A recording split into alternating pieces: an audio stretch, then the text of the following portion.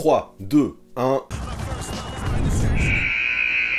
Salut la team, comment ça va? Content des résultats de la loterie qui sont tombés dans la nuit de mardi à mercredi? Moi ça va, mais aujourd'hui on va parler autre chose, parce que visiblement vous avez bien aimé mes dernières vidéos qui parlaient soit de l'avenir du Heat, soit de l'avenir de Damian Lillard à Portland. D'ailleurs cette tendance s'est clairement confirmée sur Twitch quand vous avez voté. Car ouais, comme vous l'avez vu en cliquant sur la miniature, le sujet d'aujourd'hui est dans la même veine que cela, et il concerne Luka Doncic. Voilà pourquoi, une nouvelle fois, on repart en mode coast to coast.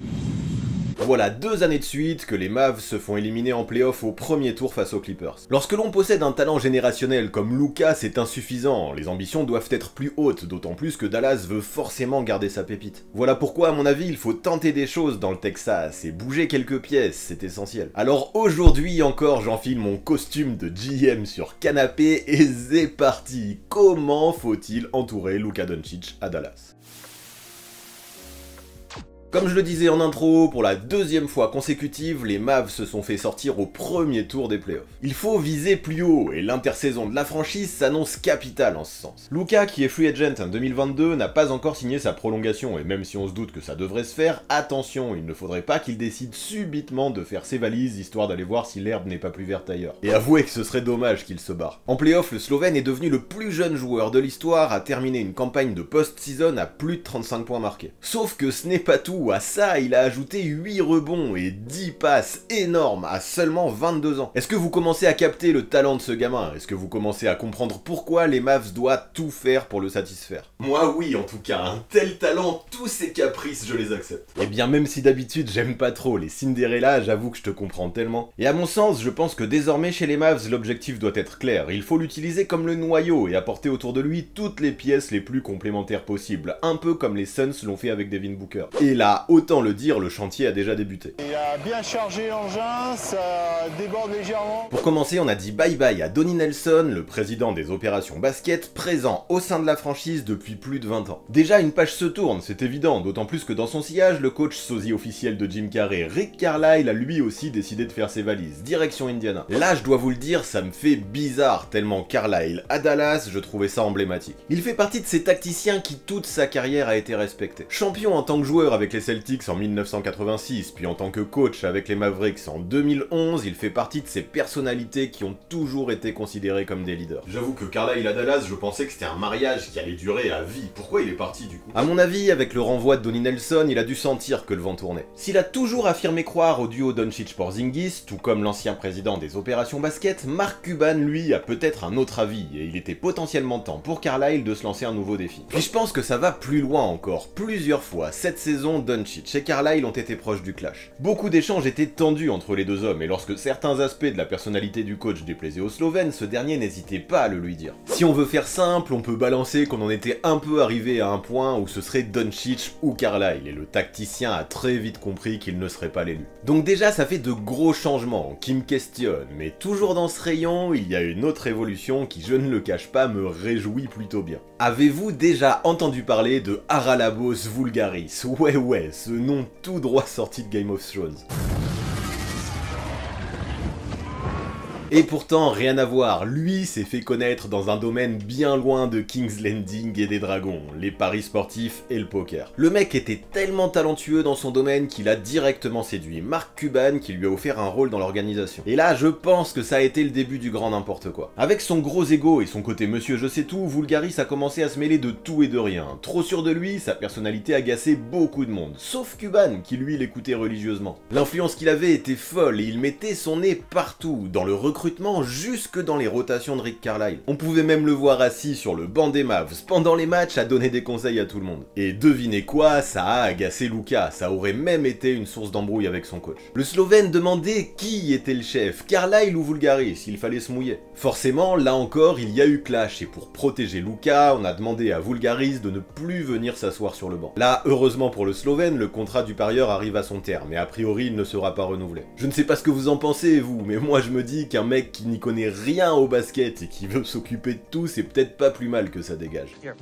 Alors aujourd'hui, dans les bureaux, on reconstruit tout de A à Z. Dirk Nowitzki vient de signer comme conseiller spécial avec la mission principale de recruter un coach. Michael Finlay, ancien joueur, lui aussi assiste déjà à des réunions de crise et fait partie des gars qui sont favoris pour le poste de GM. JJ Barea, que vous connaissez également et qui est très proche de Luka Doncic, serait en train de se placer pour intégrer le coaching staff en tant qu'assistant. Visiblement, plutôt que de faire confiance à un guignol comme Vulgaris, cette fois-ci Cuban veut donner les clés à des hommes expérimentés et proches du terrain, ce n'est pas plus mal à mon sens. Et du coup, avec toutes les modifs qu'il y a eu dans le front office, est-ce que ça vaut le coup de péter également tout ce qu'il y a sur le terrain? Jalen Brunson par exemple n'en est pas persuadé. Je crois vraiment que nous avons beaucoup de choses dans cette équipe, avec beaucoup de gars essentiels. Avec l'expérience des playoffs que nous avons eu ces 2 dernières années, nous allons pouvoir aller de l'avant en tirant des leçons. Nous avons un tas de joueurs affamés dans cette équipe et je sais qu'ils vont bosser tout l'été pour revenir à fond. Il manquerait donc seulement du boulot et de l'expérience à cette équipe de Dallas pour réussir? Ouais, eh bien je vais être honnête, je ne suis pas forcément d'accord, et c'est bien ce que je vais expliquer dans cette vidéo. Premier point de toute façon sur lequel il faudra se montrer convaincant, Luka Doncic. Comme on l'a dit, le Matador pourrait être free agent dans un an. Comme on le disait aussi, il est un joueur all-time avec une science du jeu unique et une polyvalence extrême. Alors après, je me dis que j'aimerais bien qu'il bosse ses qualités athlétiques, mais tranquille quand même. Je suis peut-être pas encore tout à fait prêt à ce qu'il devienne déjà le GOAT.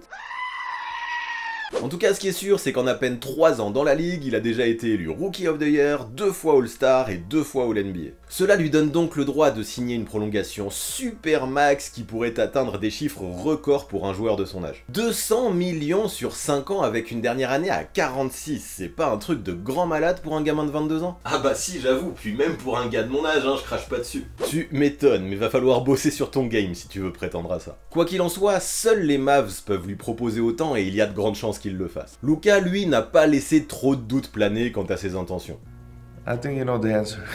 Ça déjà, même si c'est flou, ça doit en rassurer plus d'un, mais le premier chantier reste quand même là pour Dallas. Beaucoup dormiront bien mieux une fois que la prolongation de Luka sera signée et actée. C'est la première étape essentielle à mes yeux. La deuxième, je pense, correspondra au choix du coach. Maintenant que Carlisle est parti, il va falloir lui trouver un successeur, et ce ne sera pas forcément simple. Aujourd'hui, visiblement, c'est Jason Kidd qui va se voir attribuer le poste, mais avant ça, je voyais quand même quelques noms qui m'intéressaient. Alors tant pis, j'avais rédigé ce passage avant l'annonce, et je trouve ça quand même dommage de ne pas vous le faire. C'est au réveil, là, ce matin que j'ai découvert la signature de Kidd, ou la potentielle signature de Kidd plutôt. Donc vu que Kidd à Dallas c'est officiel pour le moment à 99,9% et pas 100%, je ne me prive pas de vous donner mon avis sur les coachs. La première piste que j'avais se nommait Jamal Mosley, qui était l'assistant numéro 1 de Carlisle ces dernières années. Pour beaucoup c'était lui le favori, non seulement parce qu'il connaissait l'organisation depuis plus de 7 ans, mais surtout parce qu'il est proche de Luka. Ce dernier pourrait donc voir la promotion de Mosley d'un bon œil. En plus d'être le favori du Slovène, il a beaucoup voyagé partout dans le monde durant sa carrière et serait vraiment capable, je pense, d'apporter un vent nouveau sur Dallas. Tout ça du coup ça m'intéresse, mais en parlant de vent nouveau, également impossible de ne pas évoquer Becky Hammon. Avec Jenny Boucek, qui est déjà assistante, les Mavs ont toujours montré leur ouverture à l'idée de donner des places importantes à des femmes dans l'organisation, c'est bien. Rentrer dans l'histoire en donnant pour la première fois un poste de coach en chef à une femme pourrait bien convenir à ces Mavs qui depuis quelques années essayent de se débarrasser d'une certaine image misogyne. Sauf que bon, moi je m'en tape de tout ça, ça suffit de voir Becky Hammon seulement comme une femme, c'est une tacticienne avant tout, et c'est bien ça le plus important. Légende de la NCAA à Colorado State, elle a connu également une belle carrière en WNBA, mais aussi en Europe, dans les plus grands championnats. C'est lorsqu'elle s'est rompue les croisés en 2013 qu'elle a passé du temps avec le staff des Spurs. Et là, pour Popovich, ce fut une révélation. Becky connaissait tellement de choses. Sa maîtrise du jeu et des systèmes lui ont permis d'être directement recrutée dans le staff des Spurs. Depuis, elle grimpe les échelons sans arrêt, et a même officié en tant que coach en chef de façon ponctuelle lorsque Pop s'est fait exclure. Peut-être est-il temps pour elle de prendre officiellement les rênes d'une franchise, et Dallas pourrait tout à fait correspondre à son profil. Ensuite, à certains endroits, j'entendais pas mal les noms de Jason Kidd et de Mike D'Antoni, et forcément, vous l'avez compris, les rumeurs enflaient de jour en jour. Mike D'Antoni n'a plus à faire ses preuves en tant que spécialiste de l'attaque, et sa philosophie offensive pourrait bien correspondre à Luka. Quant à Jason Kidd, si les annonces se confirment, l'histoire est belle en tant qu'ancienne légende des Mavs. Revenir dans la ville qu'il a vu gagner son seul titre en tant que joueur, ça a du sens. Mais pour être honnête, je vous le dis, je ne sais pas, je ne suis pas convaincu. En vérité, j'en ai un peu ras-le-bol de voir tout le temps les mêmes têtes s'échanger échanger les mêmes postes de coach en NBA. Tous les systèmes maintenant on les connaît, c'est du vu et revu, et j'aimerais que ça change. Avec un joueur aussi novateur que Luka, je trouve que ce serait pas mal un tacticien capable de proposer des choses plus modernes. Que ce soit Mike D'Antoni ou Jason Kidd, je ne les sens pas capables de faire ça, donc vous l'avez capté, même si les Mavs vont probablement aller par là, ça n'aurait pas été ma priorité personnellement. Maintenant, heureusement, je ne suis pas GM parce que je pense tout à fait que Mark Cuban et Dirk Nowitzki savent ce qu'ils font. Mais bref, du coup, moi je voulais parler de Pablo Lasso, coach du Real Madrid, qui entre 2015 et 2018 a eu la chance d'avoir Luka sous ses ordres. Là, en termes d'innovation et de lien avec le Slovène, on pourrait avoir un client. Le tacticien connaît le petit prodige depuis qu'il a 13 ans, il l'a vu grandir, l'a vu évoluer, et a même gagné avec lui, jusqu'à le voir devenir MVP de l'Euroleague en 2018. C'est lourd quand même, mais là encore, il y a quelque chose qui me dérange. Ok, je pense que Lasso pourrait apporter de la nouveauté avec son vécu européen, mais parallèlement, il manque quand même de vécu, vu qu'il n'a jamais coaché outre-Atlantique. Jamais il n'a exercé ailleurs qu'en Europe, et une transition vers la NBA pourrait lui faire un choc, c'est un risque. Du coup, vous voulez connaître mon premier choix? Eh bien, c'est l'heure de vous le dévoiler. C'est un mec qui présente les avantages de Pablo Lasso sans pour autant en subir les inconvénients. Ettore Messina. Le Hall of Famer a coaché Milan cette saison, et dans sa carrière, il a remporté 4 fois l'Euroleague, c'est fort. Mais en plus, il a passé du temps en tant que consultant avec les Lakers, puis en tant qu'assistant pendant 5 ans sous Popovich aux Spurs. En termes d'expérience internationale, il est dur de trouver un meilleur CV. Réputé pour être un génie du basket et notamment des adaptations tactiques, Messina me semblerait détenir le profil idéal pour coacher Luka et ses potes. Moi, perso, il aurait été mon choix numéro 1, juste devant Becky Hammon. Ouais, je dois l'avouer, je les aime bien, les disciples de Popovich. Mais bon, ça y est, maintenant qu'on a sécurisé l'avenir de Luka et qu'on a trouvé un coach, les bases de nos fondations sont posées.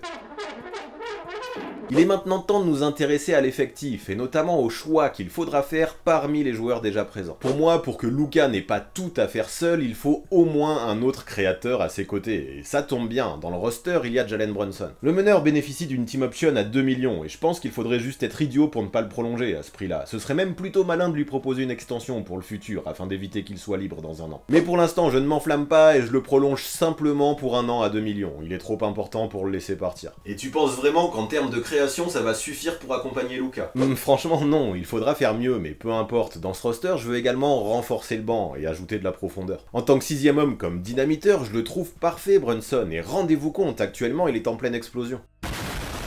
Pour ce qui est des points marqués et de l'adresse au tir, il vient de battre des records en carrière cette saison, c'est cool. Il vient même de terminer 4ème dans la course du trophée pour le meilleur 6ème homme, donc obligatoirement je veux le garder ce mec dans ce rôle. Après il n'est pas parfait non plus, je dis pas ça, il a même connu de vraies irrégularités dans ses playoffs. Après 4 premiers matchs de haute volée, il a ensuite connu de grosses difficultés sur la suite de la série, mais est-ce qu'on peut vraiment lui jeter la pierre pour ça? Brunson, en tout et pour tout, n'a que 3 saisons NBA dans les pattes, il est un gros bosseur et c'est sûr qu'il va encore progresser. Je ne vous remets pas ses citations, mais il y en a plein, il a vraiment prévu de passer l'été à transpirer, et c'est tout à son honneur. Donc let's go pour la team option de Jalen Brunson, et même pourquoi pas une extension à longue durée si on veut assurer. Donc on enchaîne, et autre free agent important, Tim Hardaway Jr. Quand l'arrière a été récupéré en échange de Porzingis en 2019, il n'était vu que comme un boulet au gros contrat, accueilli à Dallas pour satisfaire les Knicks. Aujourd'hui, il paraît clairement être le 2e meilleur joueur de l'équipe derrière Doncic. Depuis son arrivée dans le Texas, Hardaway a fait de vrais progrès, je le trouve moins perturbé par ses émotions et davantage focus sur le collectif. Avant, il passait pour un croqueur individualiste, maintenant il est prêt à se sacrifier pour l'équipe, que ce soit en tant que titulaire ou en tant que remplaçant. Ça déjà c'est un grand bond en avant en termes de mentalité, et en plus, visiblement, il se sent très bien à Dallas. Si vous avez besoin que je sorte du banc, je le ferai. Si vous avez besoin de moi pour démarrer le match, je le ferai aussi. Peu importe que je sois remplaçant ou titulaire, j'ai vraiment senti que j'étais chez moi ici, pour faire partie de quelque chose de grand, de plus grand que moi individuellement. Si ça pour vous ce n'est pas des paroles de sage, je ne sais pas ce qu'il vous faut. Excellent, en sortie de banc, il a ensuite peu à peu retrouvé sa place de titulaire, pour battre en avril son record de points avec 42 unités. C'est propre ça aussi. En playoff, avec 17 points inscrits en moyenne par match et plus de 40% de réussite derrière l'arc, c'était clairement lui l'option 2 de ses Mavs. Et même s'il est passé à côté lors du match 7, c'est vrai, je pense que ce serait une erreur de le laisser partir. Comme je le disais juste avant, à Dallas, il y a besoin de création, mais pas que. Il faut aussi des catch and shooters. Tim Hardaway Jr. rentre totalement dans ce profil, alors let's go. S'il faut lui lâcher entre 15 et 20 millions par saison, pour qu'il reste, je sortirai le chéquier, pas pas de doute. Je dis pas qu'il faut le conserver en tant qu'option 2, mais en tant que floor spacer, il peut être létal. De toute façon, là aujourd'hui, je vais vraiment aller dans ce sens-là jusqu'au bout. Pour moi, à Dallas, autour de Luka, il faut de la création pour le libérer un peu, du shoot, de la défense au périmètre et de la rim protection. Ce serait l'idéal. Du coup, on va évoquer Kristaps Porzingis. Mais avant ça, j'ai une question. Êtes-vous abonné à cette chaîne? Regardez comment c'est ouf le nombre de personnes qui matent les vidéos sans avoir cliqué. Là, je pense qu'il est temps de remédier à ça, alors on y va. J'aurais jamais pensé ça un jour, mais go, on atteint les 50K, on fait exploser cette chaîne et on va toucher les sommets. Mais pour ça, j'ai besoin de vous et j'ai juste besoin que vous appuyiez sur ce bouton rouge. Promis, c'est gratuit, ça n'engage à rien et en échange, moi, je vous fais les yeux de chat. Pas mal non, mais bref, évoquons Kristaps Porzingis, et dans les besoins que j'ai listés juste avant, dans quelle case rentre-t-il? On va aller vite, aucune. Allez, je veux bien parler de son côté floor spacer et du catch and shoot, mais même là c'est difficile. Le laiton ne s'épanouit pas dans ce rôle, il tire la gueule, il a vécu des playoffs catastrophiques. Bien sûr que les blessures qu'il enchaîne depuis plusieurs saisons ne facilitent rien, mais est-ce que ça excuse tout? Pour moi, non, c'est juste son profil qui ne convient pas. Lui-même ne semble pas heureux dans ce costume, et entre les lignes, on comprend qu'il se voit déjà parti, déjà ailleurs. Je fais ma part du boulot, j'écoute les entraîneurs, ce qu'on me demande de faire et c'est tout. J'essaie de faire simple et de ne pas trop chercher à savoir si c'est la meilleure façon de m'utiliser ou non. Je ne sais pas si je vais rester, ce n'est pas mon boulot. La seule chose que je sais, c'est que les gens ici sont vraiment intelligents et ils prendront les bonnes décisions pour faire avancer cette franchise. Un transfert semble donc inéluctable à première vue, et encore plus maintenant que Carlisle et Nelson, les deux principaux défenseurs de Porzingis, sont partis. Sauf que là, en vrai, si on compile son niveau de jeu et sa santé inquiétante, qui voudra du laiton? Ou du moins, qui voudra lâcher de bonnes pièces pour l'obtenir? Personne. Je lis à gauche à droite des rumeurs contre CJ McCollum, Pascal Siakam, Miles Turner, Andrew Wiggins, Ben Simmons ou même Bradley Beal. Alors c'est beau, hein, mais quel serait l'intérêt réel pour les équipes concernées? Je n'en vois pas. À mon avis, si tu veux te séparer de Kristaps, il va falloir l'accompagner non seulement dans First Round et ne pas espérer mieux que des role-players en échange, c'est comme ça. Mais pourquoi au final ne pas explorer cette piste? Des role-players spécialistes dans leur domaine, c'est plutôt ce qu'il me faut. Si j'arrive à organiser un trade qui me permettrait de remplir au moins partiellement mes objectifs, pourquoi dire non? Donc vous me connaissez, j'ai remis ma cape de GM sur canapé, je suis allé voir la trade machine et j'ai essayé de regarder ce qui était possible. Et là, à force de creuser, alors que j'étais tout proche de me décourager, résigné à garder Kristaps, j'ai peut-être trouvé quelque chose d'intéressant avec les Lakers. Eux aussi ont besoin de bouger, alors pourquoi ne pas tenter le tout pour le tout avec l'aventure Porzingis? La franchise californienne est totalement bloquée en termes de cap, et leur marge de manœuvre est très limitée. Avec un Porzingis, si jamais il est en bonne santé, ça vaut le coup de tenter, on peut peut-être espérer avoir trouvé la troisième option tant recherchée derrière LeBron et Anthony Davis. Surtout qu'à ça, si ça ne fonctionne pas, je leur ajoute quand même Trey Burke et mon first round 2022. Ça commence à faire un bon package là, non? Ouais, enfin, tout est relatif, tout dépend de ce que les Lakers lâchent en échange de ton package. Et ben justement, c'est là que je trouve ça plutôt kiffant. Il s'agirait principalement de joueurs qui ont déçu et qui pourraient faire du bien aux Mavs. J'ai nommé Kentavious Caldwell-Pope, Montrezl Harrell et Kyle Kuzma. Alors ouais, ça comprend des risques des deux côtés, je ne le cache pas, mais je pense qu'à Dallas, comme à Los Angeles, il faut tenter des trucs, et il n'y a pas 1000 solutions possibles. Là, en l'état, à Dallas, on peut obtenir du 3&D avec KCP, de la rotation intérieure avec Harrell et du scoring avec Kuzma. Ça ne bouge pas tous les trous que je voulais boucher, mais ça répond quand même à quelques attentes, je pense. La plus grande interrogation concernerait Kuzma en vrai, qui n'arrive toujours pas à exploser. Fort d'une bonne saison sophomore chez les Lakers, il a vu LeBron et AD débarquer, et forcément, depuis, c'est plus difficile pour lui d'obtenir des responsabilités. Changer d'air pourrait donc lui faire du bien. À Dallas, il pourrait être responsabilisé, et en tant qu'option 2 ou 3, avec Luka et Hardaway, je me dis qu'il y a un truc à tenter. Alors c'est clair qu'avec le départ de KP, on perd un potentiel All-Star sans en obtenir un autre en retour, mais bon, c'est le jeu. Et au final, même si ça manque d'un gros joueur en échange et qu'en plus de ça, il a fallu lâcher un pick, ce qui est obtenu en retour me semble quand même intéressant. Alors let's go, si je suis Dallas, pour un trade comme ça, j'appuie sur la gâchette.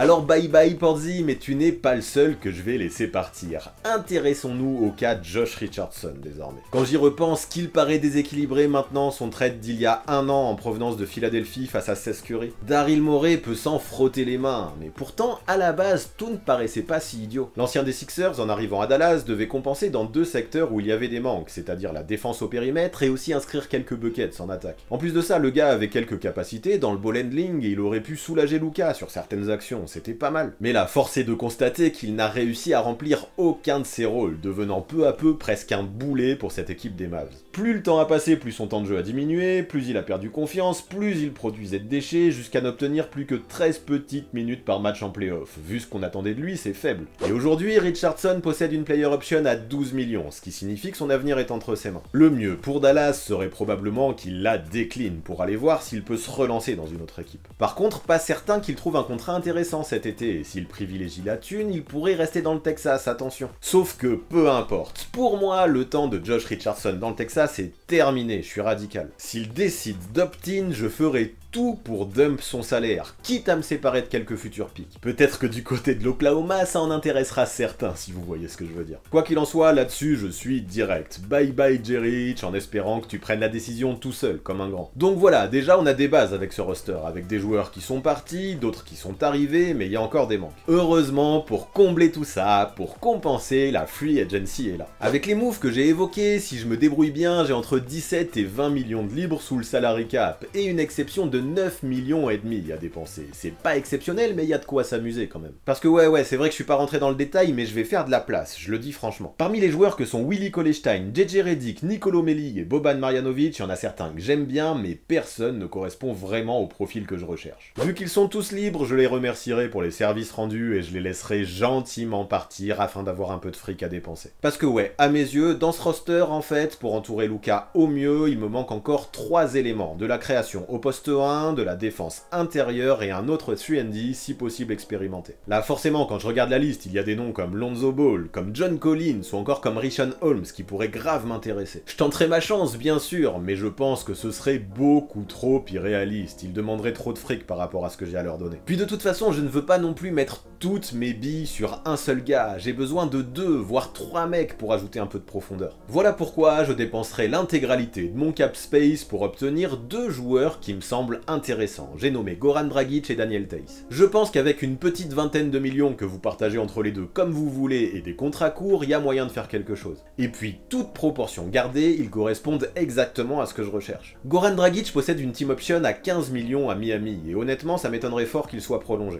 J'en avais parlé il y a pas longtemps, et je pense que la priorité de Pat Riley à Miami, c'est de tout donner pour essayer d'obtenir Kawhi Leonard, même si je n'y crois pas. Pour ça, en Floride, il faudra faire de la place et probablement sacrifier Dragic. Et là, vous pensez à ce que je pense, ça ne vous ferait pas rêver de retrouver cette connexion slovène? Même si aujourd'hui, bien sûr, Luka n'est plus le même joueur, Goran non plus d'ailleurs, j'ai adoré la complémentarité que les deux compères avaient montré pour remporter l'Eurobasket 2017. Il me faut de la création et du scoring à côté de Luka. Goran, même s'il a 35 ans maintenant, possède encore tout ça, c'est sûr. Il a encore beaucoup à donner, et dans l'optique de satisfaire le Matador, quoi de mieux que de faire venir l'un de ses mentors? Ouais, je vois, ça c'est pas mal, ça me plaît, et Daniel Theis, explique-moi l'histoire. Là, j'ai simplement maté la liste des free agents pour essayer de trouver des pivots réalistes et qui fit dans mes idées. Je voulais de la défense, de la dureté et de l'intelligence de jeu. L'allemand m'a paru correspondre à ça. Alors c'est pas lui bien sûr qui va transformer une team, mais je pense qu'il peut apporter tout plein de petites choses importantes pour la win, et en plus il shoot. Pour moi on est plutôt bien là, et si Theis est trop cher, peut-être que je me rabattrai sur McGee, mais je préfère quand même le premier cité, et à mon avis il y a moyen de faire un truc. Moi tout ça me convient pour le moment, et en plus j'ai encore mon exception à dépenser, Banco. Il me fallait un ailier vétéran, qui shoot et qui défend, c'est le moment, et dans ce profil, qui de mieux que Nicolas Batum? Ah mais ouais, toi tu nous fais une équipe que avec des Européens en fait. J'avoue, c'est pas forcément fait exprès, mais avec Luka Doncic et potentiellement Ettore Messina, ça pourrait sembler cohérent, non? De toute façon, si Jason Kidd ça se confirme, moi je suis toujours pour Messina, peut-être en tant qu'assistant. Mais pour revenir à Nico, ce qui est clair, c'est que cette saison, sous le maillot des Clippers, il vient de renaître, tel un phénix.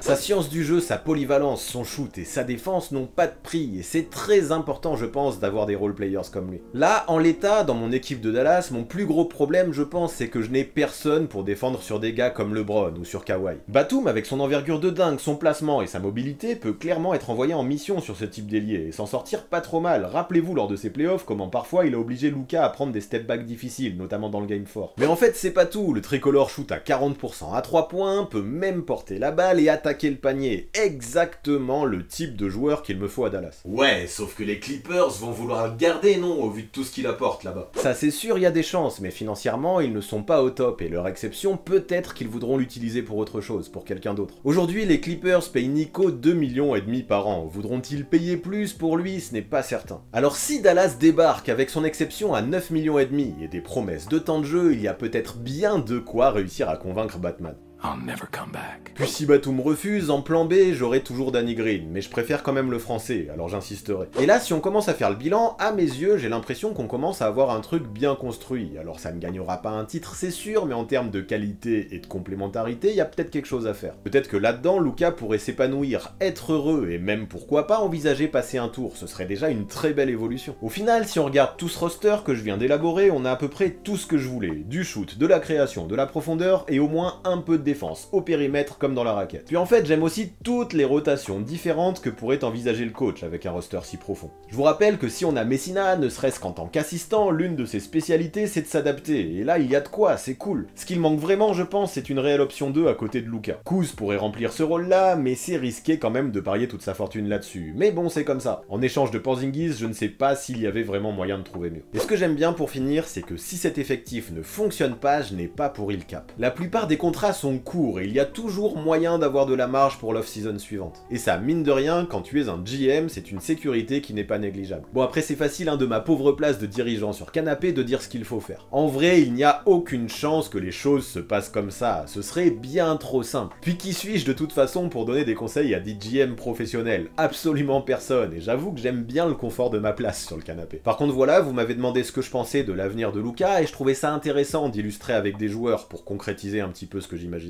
Donc prenez tous ces exemples avec du recul, et même si tout ça ne restera que du virtuel, j'espère que en termes de qualité et de fit, vous avez compris où je veux en venir avec ces Mavs.